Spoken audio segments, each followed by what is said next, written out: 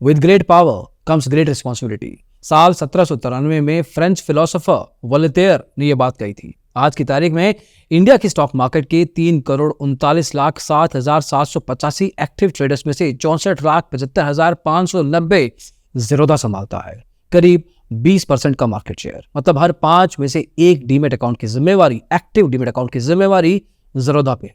अगर मैं option trading की बात करूं तो ये नंबर एक्चुअल में काफी बढ़ जाता है, लेकिन पिछले 2.5 साल में ज़ीरोधा ने 10 ऐप ग्लिचेस देखे। ऐप के यूआई के छोटे मोटे कॉस्मेटिक इश्यू से लेके ऐप में लॉग इन ना कर पाना या ऐप में अपने ऑर्डर्स को एग्जिट या सेल ना कर पाने वाले एक सीरियस बड़े लॉस डैमेजिंग वाले इश्यूज भी इन 2.5 सालों में ज़ीरोधा ने देखे हैं, और मेजरली ज़ीरोधा के उन एक्टिव ट्रेडर्स ने। इस वीडियो में ज़ीरोधा की जिम्मेवारी तय करने की कोशिश करेंगे। ये देखेंगे कि ज़ीरोधा अपनी जिम्मेवारी, अपनी ट्रेडिंग ऐप की जिम्मेवारी खुद कब लेगा। इसमें एनएसई, बीएसई या सेबी के एक्शंस ले सकते हैं, क्योंकि इवेंचुअली इन सब चीजों के कारण नुकसान एक रिटेल ट्रेडर का होता है। आज 4 दिसंबर 2023 को ज़ीरोधा की वेब और मोबाइल एप्लीकेशन में लॉगिन ही नहीं हो पा रहा था। अभी रिसेंटली ही इलेक्शन के रिजल्ट्स आए हैं, जिसके चक्कर में मार्केट आज 300 से 400 पॉइंट का अपवर्ड मूवमेंट देखा। There is a high chance कि जो भी ट्रेडर्स थे वो मार्केट में आज ट्रेड करने की कोशिश करते या करना चाहते थे, लेकिन ज़ीरोधा के clients across mobile and web application log in ही नहीं कर पाए। ट्रेड करना या और कोई ग्लिच होना तो दूर की बात है।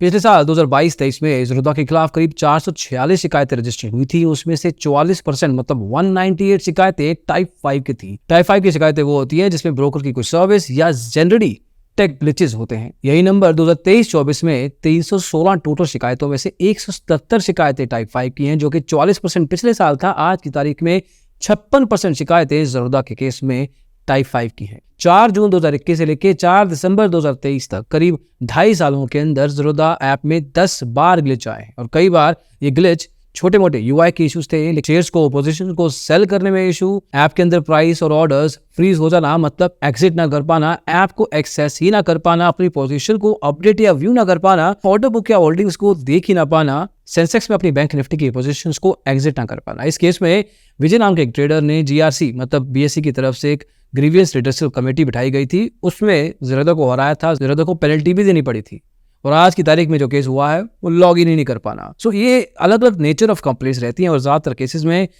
रिग्रेट फॉर द इनकन्वीनियंस का ही मैसेज आता है ज़ीरोधा की तरफ से। अब ज़ीरोधा या बाकी के ब्रोकर्स डीमैट अकाउंट की टर्म्स एंड कंडीशंस के उस कंडीशन पे चले जाते हैं जिसमें साफ साफ लिखा है, the client is aware and acknowledges that trading is over the internet involves many uncertain factors and complex hardware, software, systems, communication lines, peripherals etcetera which are susceptible to interruptions and dislocation. Communication lines होंगी और इन सब में glitch आ सकता है। और तो और इन conditions में ये भी लिखा होता है कि आपके यूजर नेम पासवर्ड का इस्तेमाल करके कोई थर्ड पार्टी ज़ीरोधा के ही सॉफ्टवेयर को लॉगिन करके अगर इस्तेमाल करती है और आपका नुकसान होता है तो उसमें ज़ीरोधा जिम्मेवार या कोई भी ब्रोकर इनफैक्ट जिम्मेवार नहीं है। मतलब ये कि किसी भी ब्रोकर के सॉफ्टवेयर, ट्रेडिंग प्लेटफॉर्म, सर्वर्स को थर्ड पार्टी अगर कोई हैक करती है, कोई भी पार्टी अगर हैक करती है, डेटा चुरा के ले जाती है, डेटा को मैनिपुलेट कर देती है, अपने बैंकिंग के यूजर नेम पासवर्ड डाल देती है, कुछ भी चेंजेस कर देती है, पैसे ट्रांसफर कर लेती है, इसमें ब्रोकर की जिम्मेवारी नहीं है, क्योंकि ये इंटरनेट पे हो रहा है और इंटरनेट पे ये सब कुछ हो सकता है।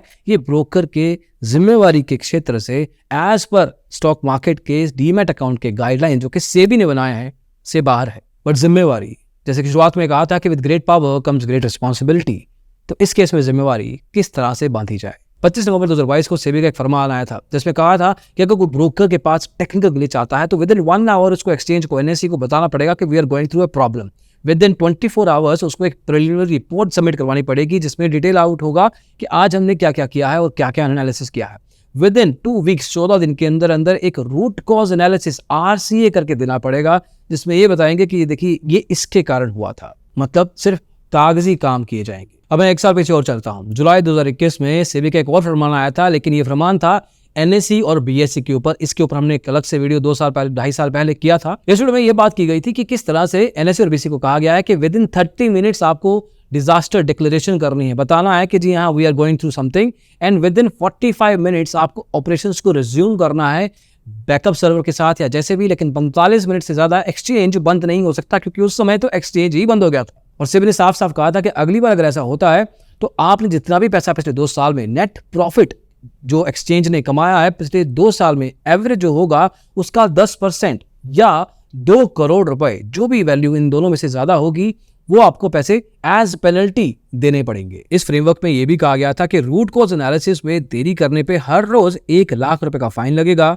टेक्निकल ग्लिच को टाइमली मैनर से सॉल्व ना कर पाने के चक्कर में 2 लाख रुपया प्रतिदिन पहले 15 दिन के लिए पेनल्टी के तौर पे देने पड़ेंगे। अगले 15 दिन में ये पेनल्टी 3 लाख रुपए पर डे हो जाएगी एंड उसके बियॉन्ड अगर कुछ जाता है तो 25 लाख रुपए का पेनल्टी अलग से देना पड़ेगा। और उस एक्सचेंज के एमडी मैनेजिंग डायरेक्टर और उस एक्सचेंज के सीटीओ चीफ टेक्नोलॉजी ऑफिसर जो टेक संभालते हैं एक्सचेंज का, उनकी एनुअल सैलरी का 10% एज पेनल्टी उनकी जेब से भी काटा जाएगा। सिंपल मतलब ये है कि एक्सचेंज एनएससी और बीएससी या जो भी बीएमसीएक्स, इन सब के लिए रूल इस तरह से हैं जो कि मॉनेटरी फाइन है। और यहां तक डिटेल्ड आउट है कि जो लोग जिम्मेवार हैं उनकी सैलरी पे भी बात आएगी, कंपनी के प्रॉफिट पे भी बात आएगी। तो वही चीज ब्रोकर के लेवल पे सिर्फ कागजी काम पे खत्म क्यों हो जाती है? सिंपली सेड, अगर एनएससी और बीएससी एक एमआईआई है, मार्केट इंफ्रास्ट्रक्चर इंस्टीट्यूशन, वैसे ही ब्रोकर भी हैं। ब्रोकर भी उतनी जिम्मेवारी है। बिना ब्रोकर्स के एक्सचेंज क्या काम कर सकते हैं? रिटेल ट्रेडर का कोई भी ऑर्डर उनके पास पहुंचेगा नहीं, तो ब्रोकर की भी उतनी जिम्मेवारी बनती है। ऐसी पेनल्टी, कुछ quantum of a penalty like this should be applied on brokers as well, ताकि जिम्मेवारी रिग्रेट फॉर योर इनकन्वीनियंस से थोड़ा आगे तो जाए। लॉन्ग टर्म में इसमें ब्रोकिंग इंडस्ट्री का भी फायदा है। सिंपली सेड, अगर ब्रोकर टेक्नोलॉजी पे ज्यादा फोकस करेंगे, अपने क्लाइंट की सिक्योरिटी और उसके पैसे की सिक्योरिटी पे ज्यादा फोकस करेंगे, अपने मार्केटिंग कॉस्ट कम करेंगे, अपने प्रॉफिट को थोड़ा कम कर लेंगे, वो प्रॉफिट का पैसा अपनी टेक पे, अपने उन एरियाज में लगाएंगे जहां पे एक्चुअल में जरूरत है, तो over a period of time जो क्लाइंट बेस है उनका उनके साथ टिका रहेगा, डीमेट अकाउंट बंद नहीं करेगा, एवरेज रेवेन्यू पर क्लाइंट बढ़ेगा। ब्रोकर को ये बात समझने की भी जरूरत है। इस वीडियो में बस इतना ही दोस्तों। होपफुली कुछ ऐसे मेजर्स, कुछ स्टेप्स रेगुलेटर के द्वारा लिए जाएंगे आने वाले समय में, जहां पे ओवरऑल इंडस्ट्री को देखा जाएगा, जहां पे retail trader is the only party right now that is losing out because of these tech glitches. Maybe बाकी लोगों पे भी थोड़ी जिम्मेवारी बांधी जाए और बताया जाए कि with great power comes great responsibility.